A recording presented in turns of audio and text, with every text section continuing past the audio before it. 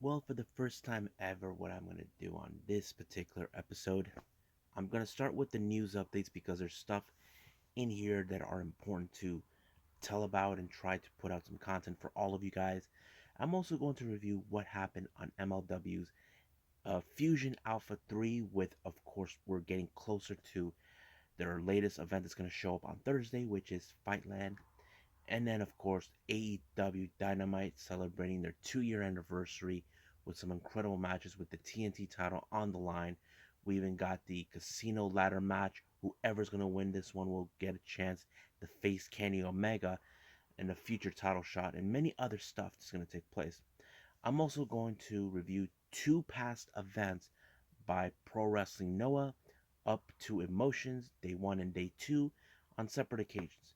So, let's get started with another episode of the Deleted Wrestle Zone.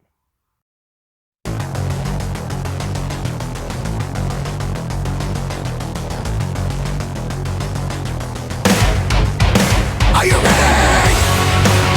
Get up, get up! Get up, get up! Get up, get up! Get up, get up! Get up, get up! Get up, get up!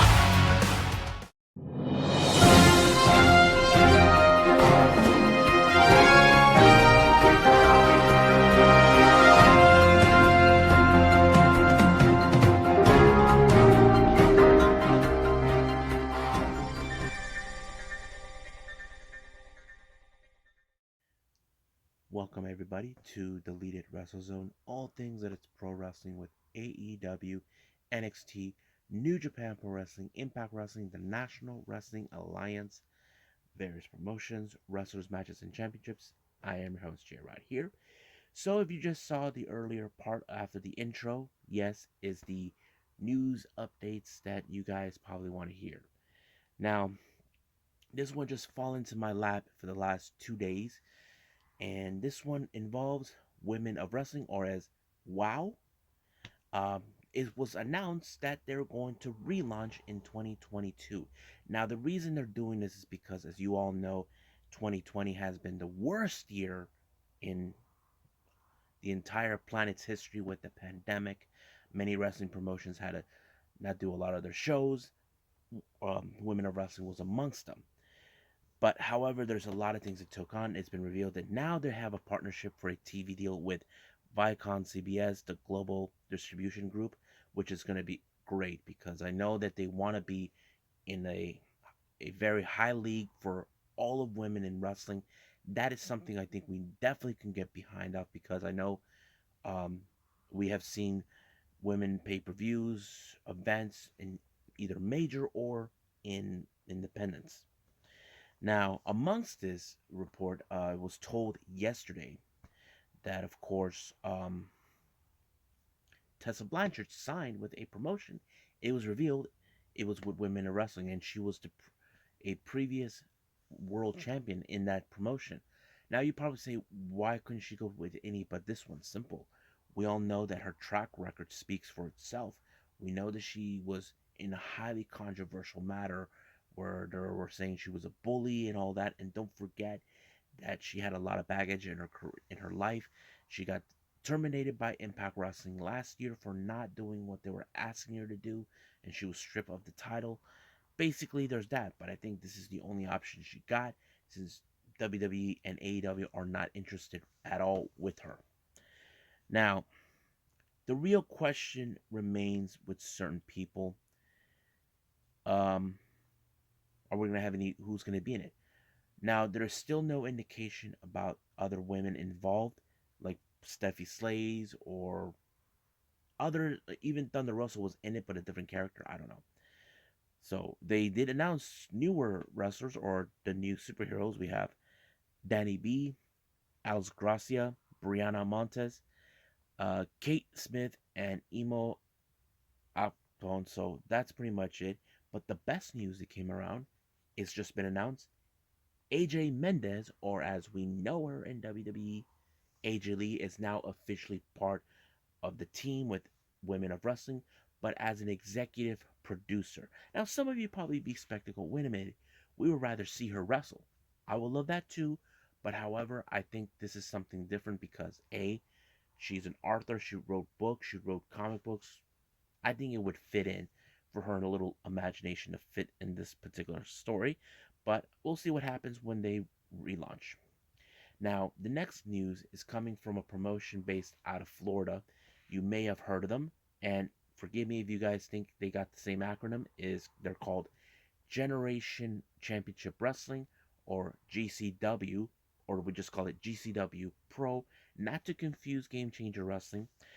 Did announce that they're going to return in early of 2022 the um, the Diamond Cup, which is an all-female tournament to maybe one day get a title shot. And they did announce who will be participating. So here they are. We got Queen Aminata, Sky Blue, Jordan Blade, Billy Starks, Killa Kate, Lucky Laney Luck, Heather Monroe, and Kelsey Reagan. So these individuals will be involved in this Diamond Cup. I can't wait to see what's going to happen because I did saw the previous Diamond Cup, which was a lot of fun. Um, also, now speaking more on the women's wrestling, Title Match Network did announce that they're going to have the return of Ladies Night Out 11, which is going to be aired on Sunday, the 28th of November at 1 p.m. Eastern at the WrestleCade. Now, it's still not only 4 wrestlers have been revealed that they will be in ring action on that particular day. We have Jordan Grace, Chelsea Green, Savannah Evans, and Lady Frost. Now, I'm all for it. Hopefully, I get to see this somewhere, but this is going to be a lot of fun. Now, there's more to come. Oh, yeah. Now, remember. Now, if you guys remember this guy, Kenny Dystra, who is the leader of the Spirit Squad, he goes by his real name, Ken Doane. It's just been revealed that he's now working as a coach at the WWE Performance Center in Florida. You'd probably be like, what? Yeah, the cheerleader is now working as a coach. So that's pretty much what we did know. He was spotted a month ago at a NXT event. Um, it was revealed that he did retire as an in-ring performer this past April, which I don't mind. Now, the last news here for all of you, Johnny Gargano, as you may or may not have heard, Johnny Gargano removed the NXT and USA network out of his Twitter page on his bio. Now, there's indications now because of this, it ties in with his contract expiring with WWE. I don't know if they're going to re-sign him. As you know, there's been recent changes within WWE about wrestlers they want to pick, like wrestlers they feel like they want. But Johnny Gargano is still unclear. Dan, I know some of you AEW fans or other would probably say he's going to go. I don't think he's going to be a draw or move the needle, but he could work somewhere else. It's still no indication yet. It's just still too early for us to speculate. But for now, I say we just wait and see what Johnny Gargano does after his contract is up.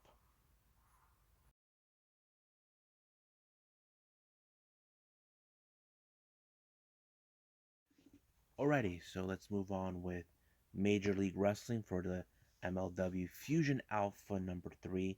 It opened up with 5150, or formerly known as LAX. We have Danny Rivera teaming with Slides Booking, being accompanied by Conan and Julius Smokes. They were facing off against, of course, the GOATs, um, Injustice, both Jordan Oliver and Myron Reed. Now, the reason this match was set is because right now we have 2 teams that want to have a shot against Los Parks for the MLW World Tag Team titles. Uh, the match was going great.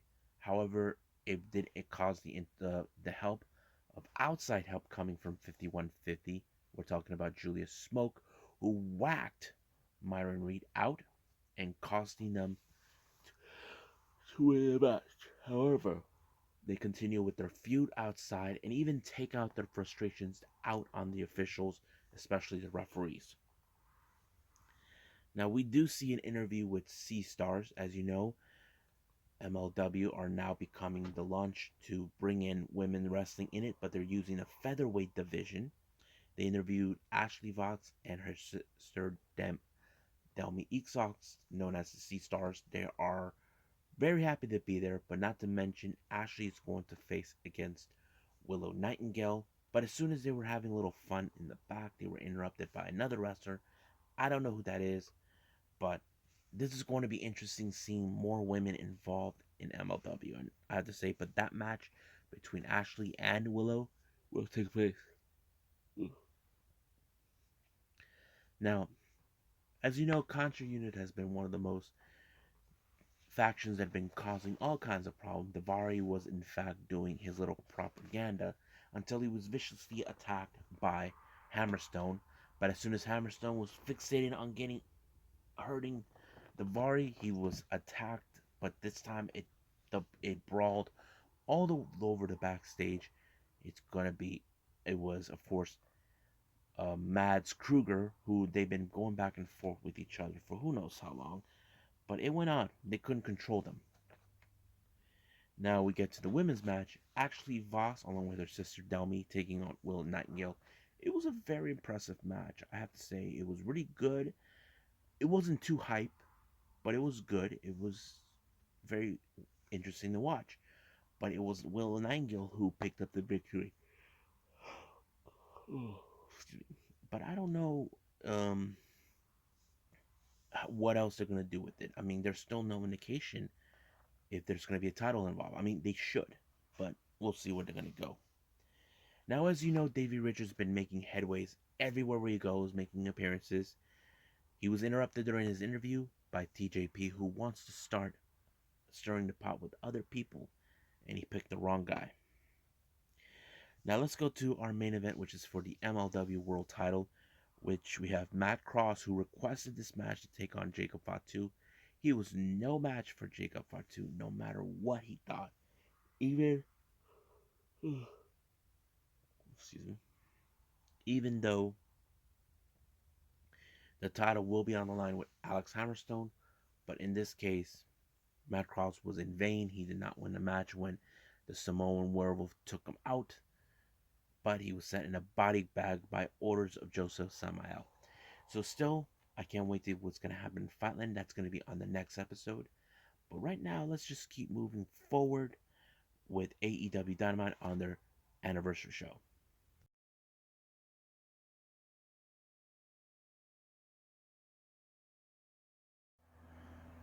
Alright, so AEW Dynamite with their anniversary show was amazing with some good stuff that they put in.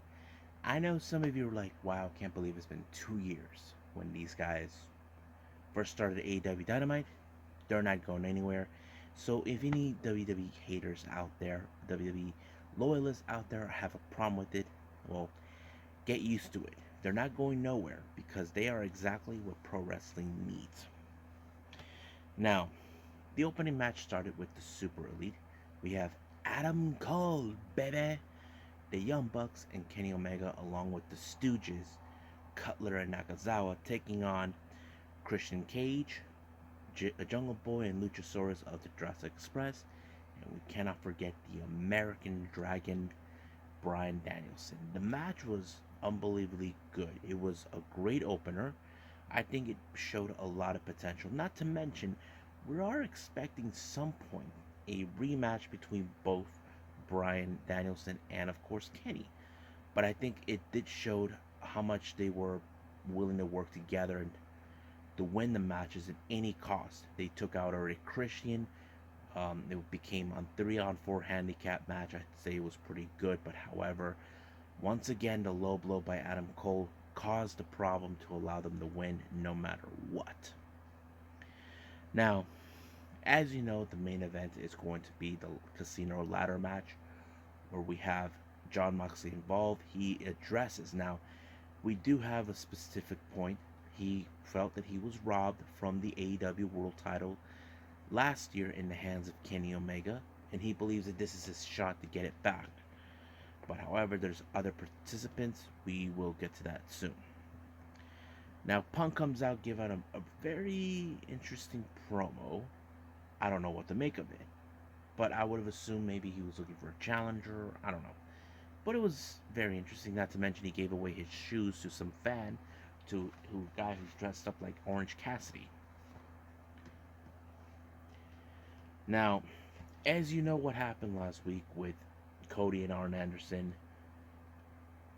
Arn Anderson showed up at his place, started burning a suit, and then he started stopping. Now, I don't know exactly what kind of story they're building up, but it's kind of very interesting how it's now being foretold. Do we see now the Nightmare Factory could be Nightmare Family can fall apart? It's possible.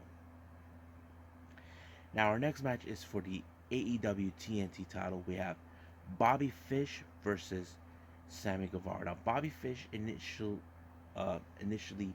issued this challenge last week after Sammy won this match.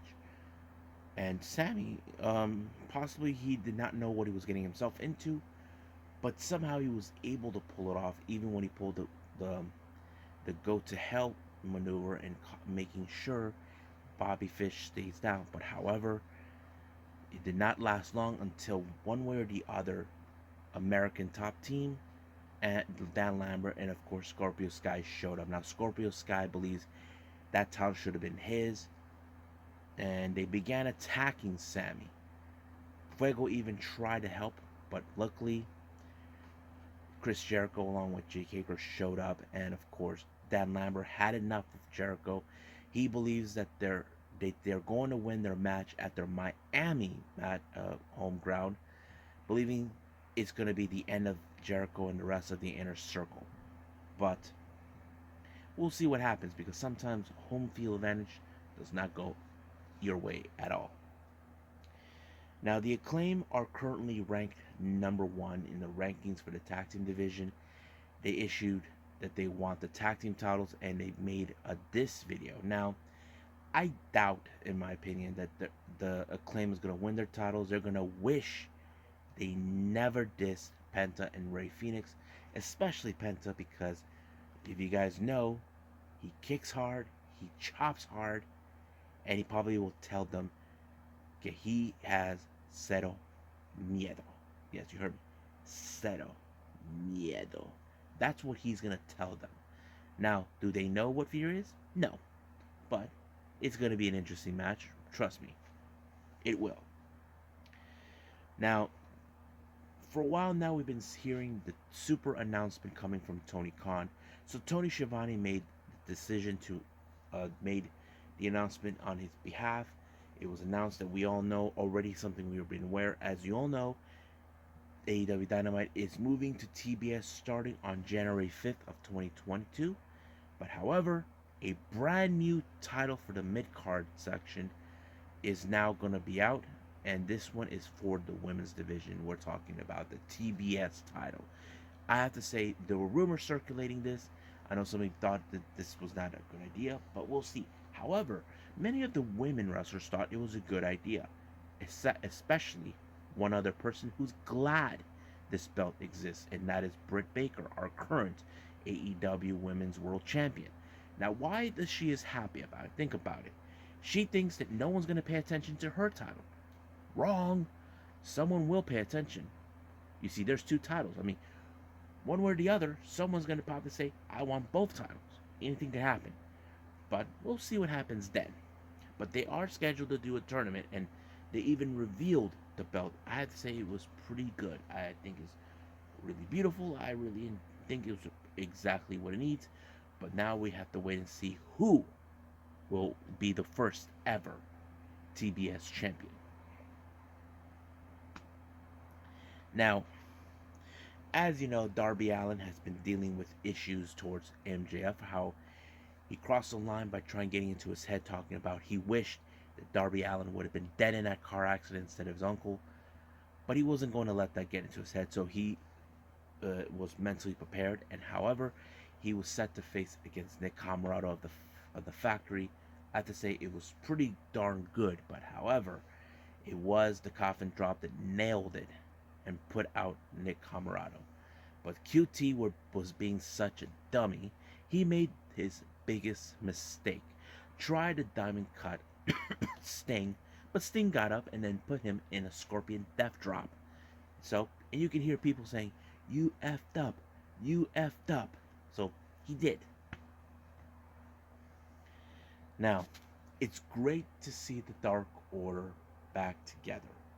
Now, Uno's willing to admit, I will never be leader, I will never fill the shoes. But however, he wanted to say if anybody wants to be a leader. But however, they came up with a perfect solution, a vote. So basically, they had to decide what are they going to do. And I think it's going to be interesting. Now, this next promo comes up from Dante Mart. He set up, basically, he's issuing a challenge to anybody in the locker room. But the one person who responded was the last person I think he did not expect was Malachi Black. Now, why is that? Malachi Black, he's willing to make a statement. Now, because of what happened to Dante, out of nowhere, we just saw Leo Rush set up uh, a video package, and he seems like he's interested in Dante Martin. Now, as you know, AEW are now doing something where they're building factions, and I think that's what's happening. Maybe we'll see another faction coming up soon, but we'll see where they're gonna go with that. Now, another promo was set up by Ricky Starks. As you know, his feud towards Brian Cage continued to build up and build up. Cage wants to get his hands on him. He almost had him until Hobbs and Hook got him out of there and got away with it. But this coming Friday on Rampage, he'll get his shot at him. Now, this next match is Hikaru Shida versus Serena Deeb. If Shida wins, she becomes the first woman to win 50 matches. However, the match was great. It was more intensified. We're seeing more of Serena Deeb, what she can do. And the way I liked it is how Shida put every move that she can think of to win the match. But however, the biggest upset was Serena Deeb forced Hikaru Shida to tap out. But however, her attitude changed. She grabbed the trophy and whacked Shida. Now, do I think there's going to be a story build up? I would say it would be. But the real question is, how long would that take? So, I don't know. But it could turn into a good storyline. Now, as you know, I mentioned our Darby Allin and MJF, their little feud continues to strain on. He issued a challenge to Darby, and Darby accepted. However, he laid out a trap to wipe them out. They were wearing ski masks, and they thought they could get away with it. They thought they could hide their faces. We all know it's them. It's nobody is that stupid to figure that out. But accordingly, he is not medically cleared. Now, our main event is the casino ladder match. First participant was Orange Cassidy's taking on Pac. As you know, these two guys have come across each other before. But the next entrance was, of course, Andrade, who we all know his history towards Pac. Then Matt Hardy, his history with Orange Cassidy. Then Lance Archer, John Moxley. But I think the one person we did not expect, but however, it was speculated by many fans that he was going to be the Joker. And that person was, it's cowboy shit time. And that is Hangman Adam Page. I have to say, I think now we're seeing is being played out.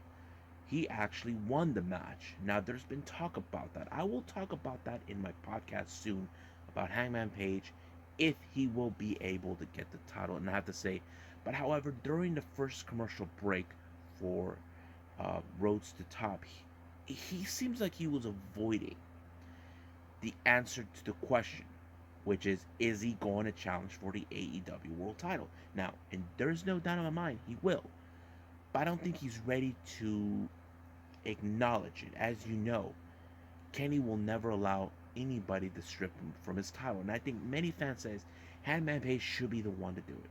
And I agree, but we'll see where they're going to go with this. I have to say, I want to see Hangman Page become the AEW World Champion, and I think we're not that far off from Full Gear.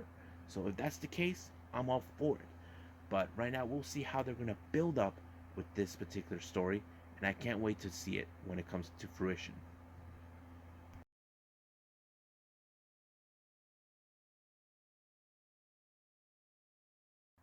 Okay, It's been a while since I did a Pro Wrestling Noah review.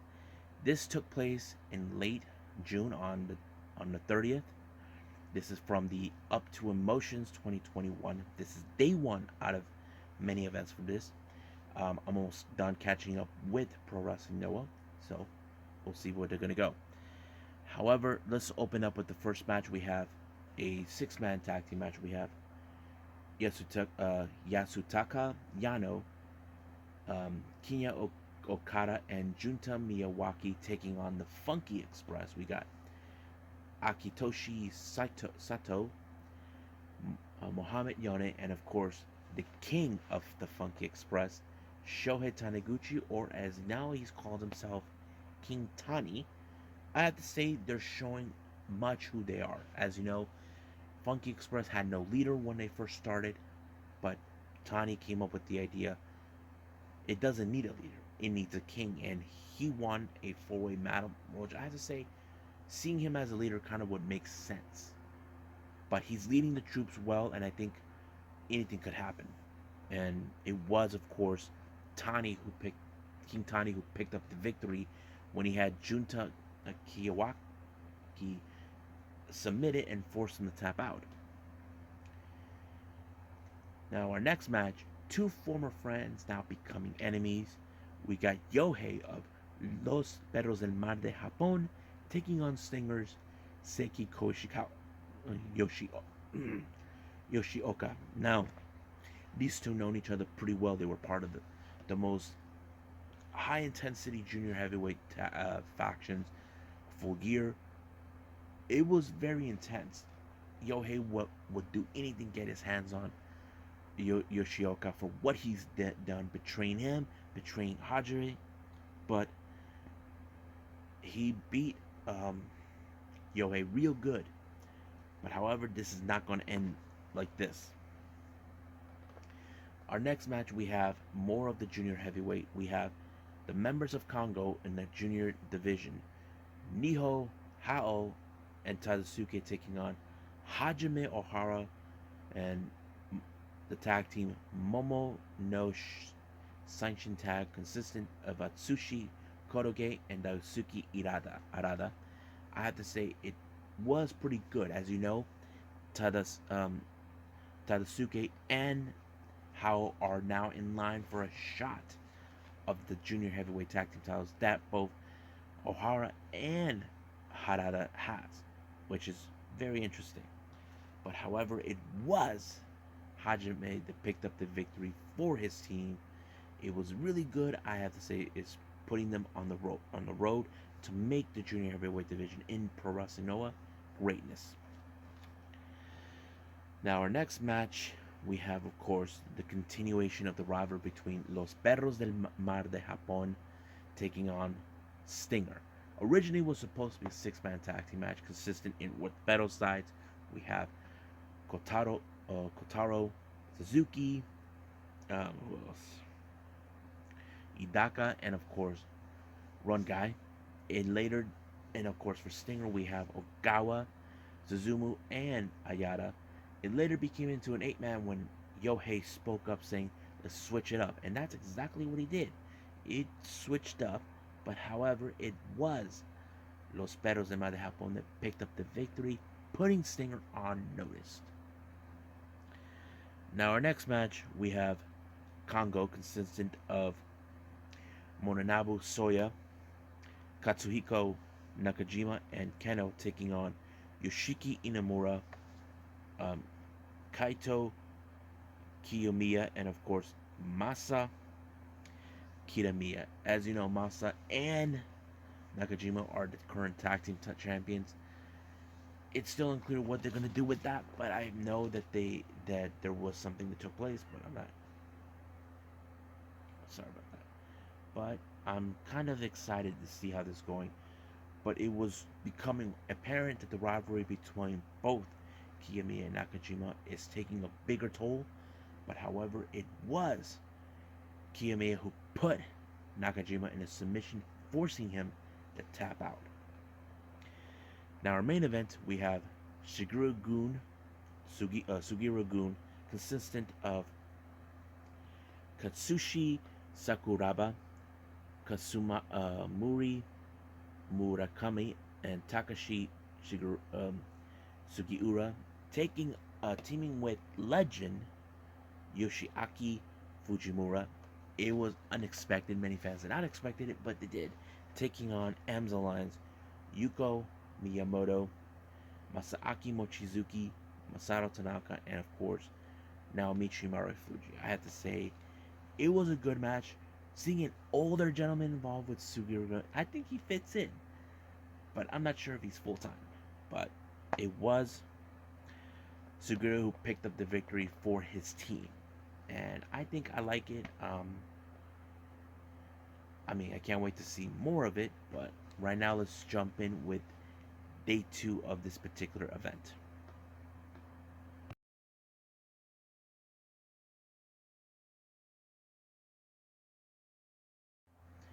Okay, the last thing I'm going to review is day two of Pro Wrestling Noah's Up to Emotion 2021.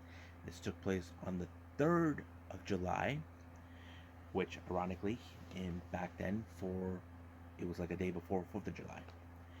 It opened up with the leaders of their own respective factions.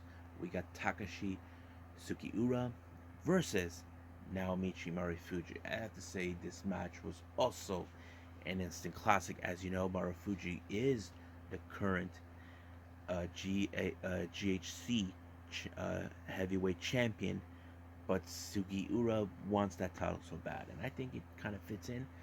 But however, the match ended in a time limit draw, which I'm fine with it, but it gives perfect sense to protect both these guys.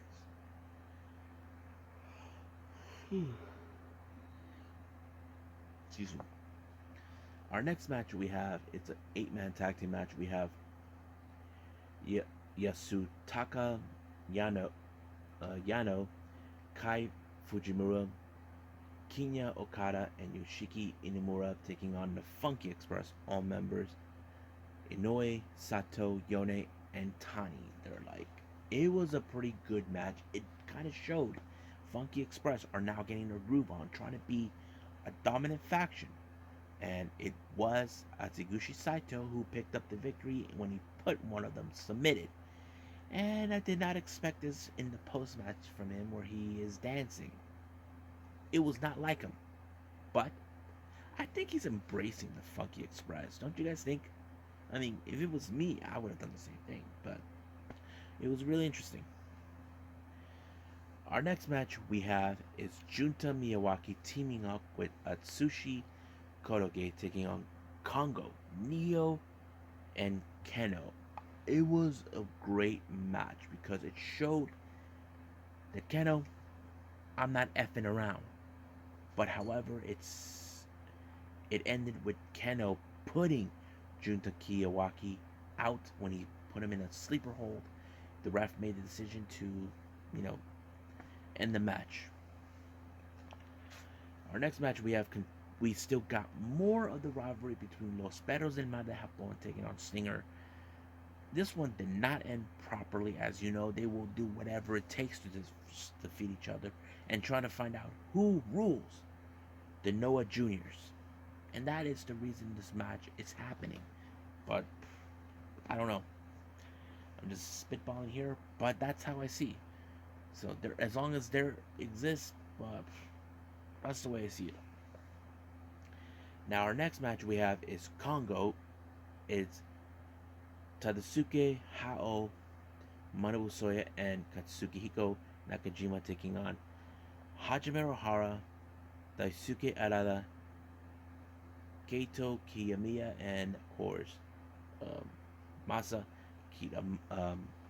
Kitamiya. I have to say this is a good example for a good match because, as you know, Kiyamiya and Nakajima hate each other after what happened in Cage War, losing the match, but they're still tag team champions, which that's going to be later changed. But however, Tadasuke and Haho are destined to face Harada and Hajime Ohara in order to, of course, obtain the junior heavyweight tag team titles, which is in their possession. but that's how it goes. Now, our next, so I have to say, it did ended with Tadasuke, who won the match, but giving a fair warning to the champs. They're coming for them, and they're coming loud. So I have to say, it was pretty good. I enjoyed both these shows, and I can't wait to do more when the time is right, so I can do that for all of you to enjoy one of the most interesting promotions, Pro Wrestling Noah. Well, I hope you guys enjoyed this episode, but if you like the idea of me opening up with the news updates, please leave a comment down below. But if you want me to leave it for last, also leave me a comment below. I had to change it up a little bit for all of you guys, but we'll see. Coming up, we're still continuing more with the New Japan G1 Climax events with day 11. And of course, we got NXT UK, Impact Wrestling, and of course, Major League Wrestling, the Fightland. I don't know if they're dividing in two parts, but I'm kind of excited to see what else is going to happen. Stay tuned for more news updates. If I'll probably report those as soon as possible. But for now, I'll see you guys in the next DWZ time, same DWZ channel. I must bid all of you guys adieu. So goodbye. Mwah. And have a nice day. Bang.